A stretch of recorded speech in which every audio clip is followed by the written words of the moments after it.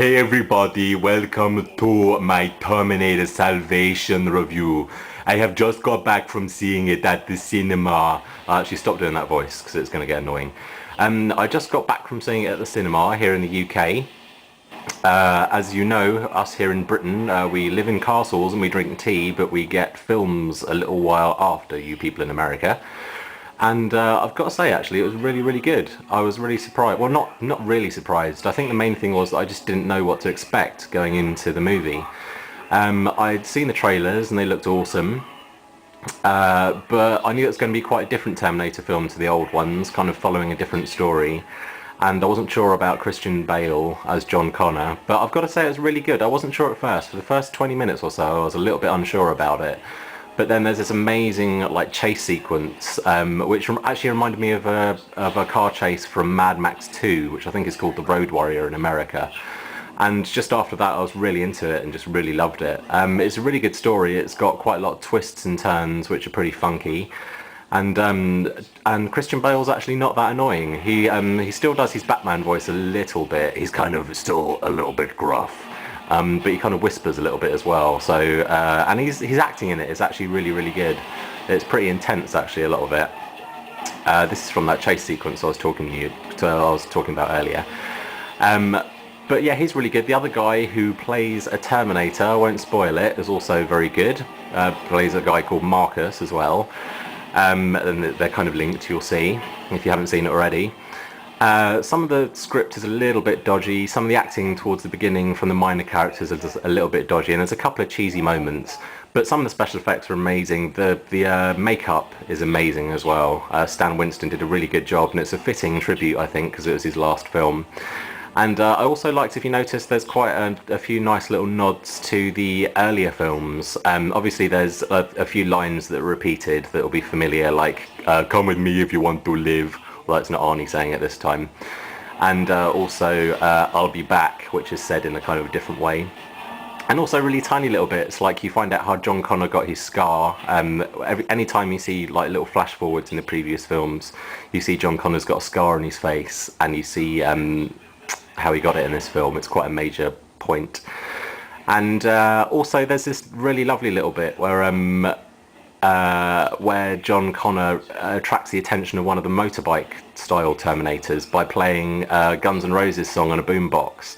And it's the boombox and the song that he was playing in Terminator 2 when he was just a kid, like riding on the back of the motorcycle playing the tune, so he's obviously kept it since he was a kid.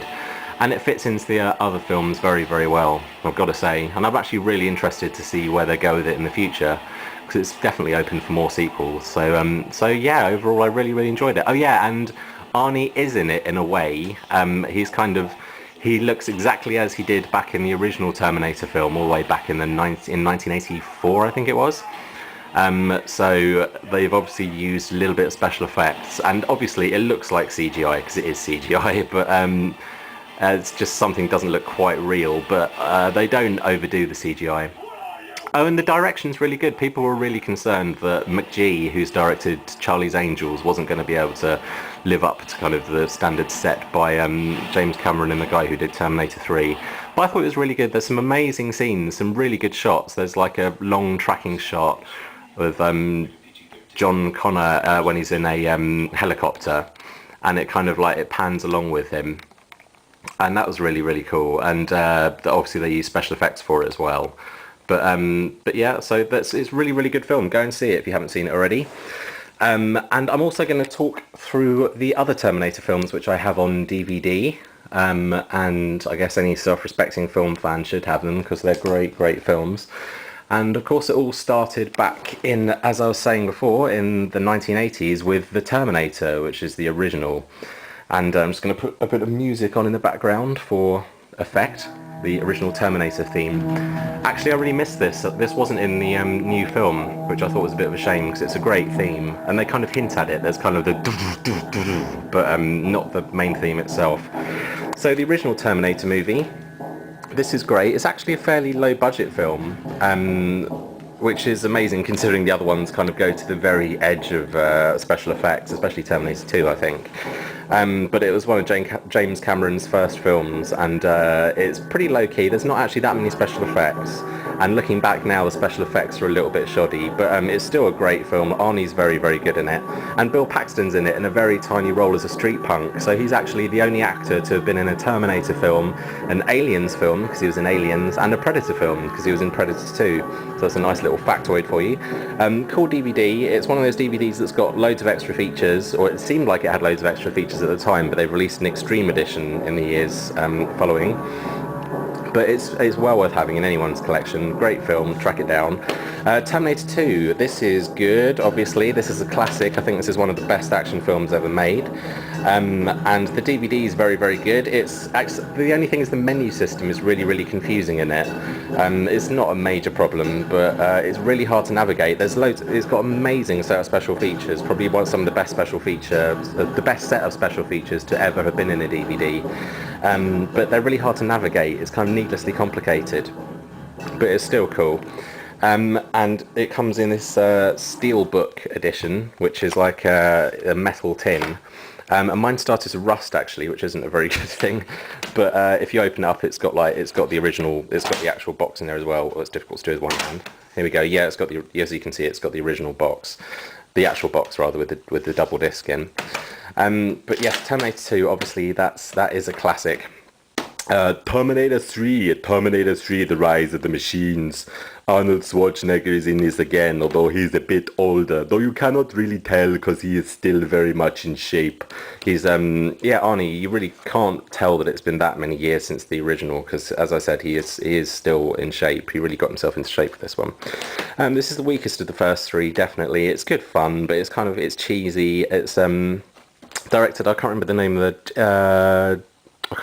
the director, but it's the guy who directed the film U-571 about the submarine. That was a pretty good film as well, actually. But yeah, Terminator 3 is okay. It's, as I said, it's got kind of cheesy bits in it. There's a female Terminator in it, a Terminatrix, or the TX. And she's pretty cool, but she's not as good as the liquid metal Terminator in Terminator 2, which kind of was real groundbreaking special effects stuff. But it's worth watching just because it complements the other two films, and the guy who plays John Connor in it is quite good as well. But yeah, as I said, the weakest of the original trilogy. Then there's the Sarah Connor Chronicles, which is a TV show which has recently been cancelled, unfortunately. It only lasted for 2 seasons, which is a real shame, I think, because it had some really good moments in it. I think it took a long while to get going, so people didn't really have the patience to stay with it. But it's got Summer Glau, I think that's how you say her name, who's also in Serenity, but she plays a female Terminator in it. And she's really, really good, actually. I was surprised. I was like, you can't have her as a Terminator. She's not going to be any good. She's not going to have any kind of the kind of screen presence that Arnie had. And this was actually the first real product in the Terminator universe which didn't have Arnie in it. So I was really worried. But she's actually really good. She's got that weird kind of alien quietness that she has in Serenity, and you can kind of believe she's a Terminator underneath it all. And Fox has just cancelled it after the 2nd season, and apparently it ended on a cliffhanger, which is really annoying. So maybe they're going to release a direct-to-DVD sequel or something, or if there's enough people interested, maybe they'll make some more in the future, like they tend to do these days. But it's just going to be nice to see a resolution to it. It's interesting as well because it's set. It's actually set in between Terminator 2 and 3, but it takes a different continuity to Terminator 3, and basically erases Terminator 3 from the timeline and Terminator Salvation as well. And it's kind of an alternate future in which Sarah Connor doesn't die, because in Terminator 3 it's mentioned that she's died of cancer. But yeah, do watch the Sarah Connor Chronicles. I've only got the first season on DVD at the minute, but I believe the 2nd season is going to come out, and I will have to watch it because I missed a lot of them when they were on television. And there's a really funny, actually, just before I go, in Terminator 3 there's a really funny introduction from Arnie. He's like, "Welcome to the Terminator 3 DVD. I hope you have fun watching it." And he's actually really funny in it, and he obviously loves being part of it. So who knows, they're going to make 2 more Terminator films, but maybe they'll make one in the future when Arnold as a cyborg is sent back to be the governor of California, and he's going to destroy and ruin the world by pretending that global warming doesn't exist. Maybe there's a little bit of politics for you there. But yeah, I hope you've enjoyed this video. Thanks to everyone who's subscribed, and if you've got any video responses, then please do post them and I'll accept them. And I shall see you in a future video. Bye bye.